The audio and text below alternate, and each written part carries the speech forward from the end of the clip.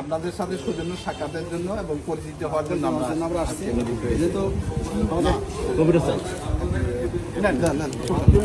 আপনাদেরকে অসংখ্য ধন্যবাদ।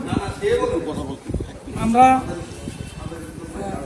একটু ভালো হইতো হিন্দু বৌদ্ধ খ্রিস্টান মুসলিম ঐক্য পরিষদ দিলে আর একটু ভালো হইতো, কারণ এটা হয়ে গেল এটা আমাদেরকে আপনারা সংখ্যালঘুতে পালিয়ে দিলেন। না এরকম না, কথা বলে যেহেতু আপনার ঐক্যের মধ্যে আছেন, এরা তো হলো বিক্ষিপ্ত, এরা তো সংখ্যায় লঘু, লঘুরাই সবসময় যোগ হয়।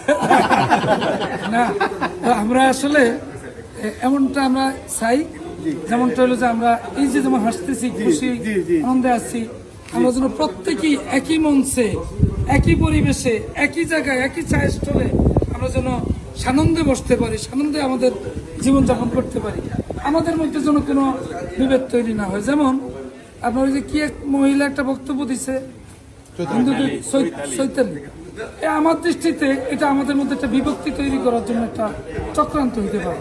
কেন আবার বিভক্তি কেন? হিন্দুরা আলাদা থাকবো, আমরা আলাদা থাকবো, এটা কেন? এখন কি আমরা অশান্তিতে আছেন নাকি? আপনাদেরকে আমরা অভয় দিচ্ছি, অভয় না, এই দেশটা আপনাদের, আমাদের সকলে, ঠিক না? এখানে আমি অতিরিক্ত সুবিধা ভোগ করবো, আপনারা কম সুবিধা ভোগ করবেন, এমন কোনো সুযোগ নাই। আপনারা দেখেন কিছু বরাদ্দ আসছে, আমরা আপনাদের 7টা মন্দির ছিল, 7টা মন্দির দিয়েও আরো 2টা অতিরিক্ত মন্দির, 7টা মন্দির পূজা হয়, আমরা 7টা দিয়েও আরো 2টা অতিরিক্ত মন্দির দিচ্ছি। তারপরে এমপি সাহেবের নির্দেশ হলো প্রত্যেক বরাদ্দে 2টা করে মন্দির, ছোট ছোট মন্দির আছে সেগুলো 2টা করে মন্দিরে 50,000 পারেন, 1 লাখ পারেন দিয়া এগুলি করেন। তাহলে আমাদের আন্তরিকতার কোনো ত্রুটি নেই, আপনাদেরও যেন আন্তরিকতার কোনো ত্রুটি না থাকে।